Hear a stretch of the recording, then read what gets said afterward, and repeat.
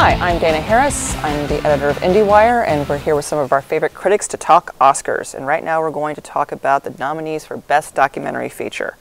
As a quick reminder, here's what got nominated. 5 Broken Cameras, The Gatekeepers, How to Survive a Plague, The Invisible War, and Searching for Sugar Man. The thing I want to kind of talk about first is how different does this list look than it might have given the new rules? I think the new rules really worked. I think they picked a fabulous list of 15. This time they had the whole branch seeing all the movies. And, you know, at some point they all got deliveries of like 80 films at once. You know? And so everybody was, Michael Moore was pushing this change, and everybody was complaining that this was going to be too onerous, but I think they did a really good job. Would you mind, for the idiot of the group, explaining the new rules? Yeah, basically it used to be this very strange system in which it was only the documentary branch that would vote on it, and then there were like these little subsets that were within the branch that would only watch a certain set of films. So you'd wind up having a very few number of votes determining what the short list would be and then what the final votes would be. And the complaint was that you would wind up with a lot of very obscure documentaries having some felt like unfair weight in there, and also a very small number of votes determining a very large outcome. And so Michael Moore was complaining about a small group of powerful people having rule over many. Ironic? I think not. Very apt. Yeah. And he didn't realize how many. He thought, oh, they're not going to all play New York and L.A. They're not going to all get reviewed by the New York Times, the L.A. Times. Well, guess what?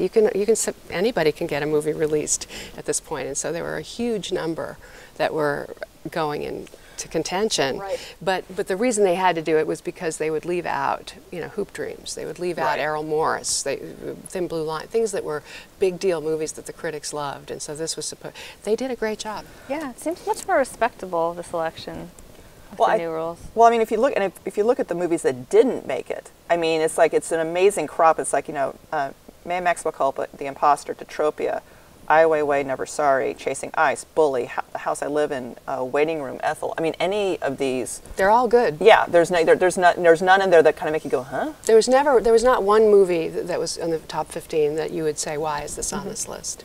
The other thing too is that the rule change was designed to try to make it more difficult to make life more difficult for Sheila Nevins, to try to make HBO docs and the like less likely to get a nomination. Well, they wanted it to be more a theatrical play. Right. The Academy is in an interesting place, actually, because this is a whole other discussion, but they're very invested in theatrical. You know, theatrical, well, most people see documentaries online or via, you know, Snag Films, not to mention our own parent company. But, you know, the idea that they're still trying to make a distinction between HBO as television and theatrical is sort of silly. That's what sets us apart from the Golden Globes, you guys. That and a dinner. I do think it's kind of an uphill battle too. I mean, it's, you know, the rules have it that you have to play for, it's a week in New York. Is it New York and LA or just New York? They need to get a week in LA and New York and, at least one of those reviews. Yes, and a review in the New York Times or the LA Times. And of course, they are the challenge too is that now it is so easy to four-wall. Yeah, exactly. You know, to be able to play a film, you know, for a week somewhere, anywhere. So what do we think, though, of actually what got chosen? It's like, you know, in terms of what do you think is going to win? I think Searching for Sugar Man is probably the popular favorite now that we have the whole Academy voting, you know. Yes. Assuming that they see all 5. And I bet they will. To do. Yeah. And I bet they will. I mean, 60 Minutes did a piece on it. It seems to be the most well-known out of the group, the most mainstream. Howard Stern was talking about it. I mean, just as far as... Howard Stern was talking about it? He sure was, you guys. He sure was. And, or at least people in his group were. He sort of addressed it. Right. Well, still, I mean, the fact that, frankly, you know, Howard Stern acknowledges documentaries at all is like... I know. There's no superheroes in it. No. That's right. Yeah. But it seems to be the most well-known, which is always kind of a tip of the hat for at least voting at home. I feel like the Academy goes for kind of like flashier documentary picks, at least in the past few years. So I think Sugar Man is, I hate to say, it's not a super serious, super heavy documentary. It's surprising. It's very pleasing. Plays like a mystery. Yeah. It's actually a beautifully constructed movie. It's one of the, I think it's the best made of the group. How do you think Sugar Man might have played, and if the rules were as they used to be? Do you think it still would have been necessarily nominated? Probably, but what could happen in the old way was that one particular idiosyncratic group could just decide they didn't like it, and they would go with something more obscure, as you said. But it has had support since Sundance. Oh yeah. Yeah. And Rodriguez has been going around playing concerts and having a comeback. It's a very heartwarming story all around. It's a good story to get around, to rally around. Yeah. And they also have Tom Bernard and Michael Barker. Sony Pictures classics. Yeah. But Invisible War is a great movie too. Kirby Dick's, actually, it's one of the agitprop movies where they're trying to actually get change made and reform the military, and they already have. They've changed some of the rules already. So I'm going to ask everybody, what's your pick going to be for Best Doc? What do you think is going to win? I'd say Sugar Man, based on what we just said, but also I feel like momentum is with 5 Broken Cameras right now. I don't know.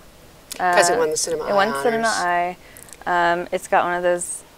It's got a significant story involving real world politics that is there are 2 Israeli documentaries. Yeah.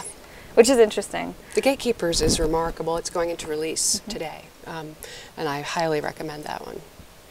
That can actually make things happen in Israel, change things dramatically there.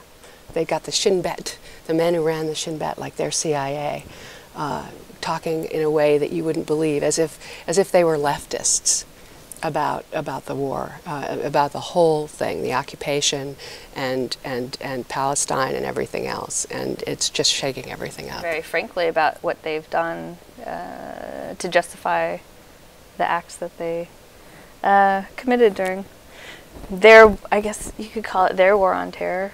That's they right. would call it that, yeah. So that's interesting. So we've got 3 films that are have the actual potential to affect change. I would say I don't include How to Survive a Plague, if only because that's more of a look back. Historic. Yeah, at the change that did take place. Another great film. Yeah, and but the bet is that the populist vote will win with Sugar Man. Yeah.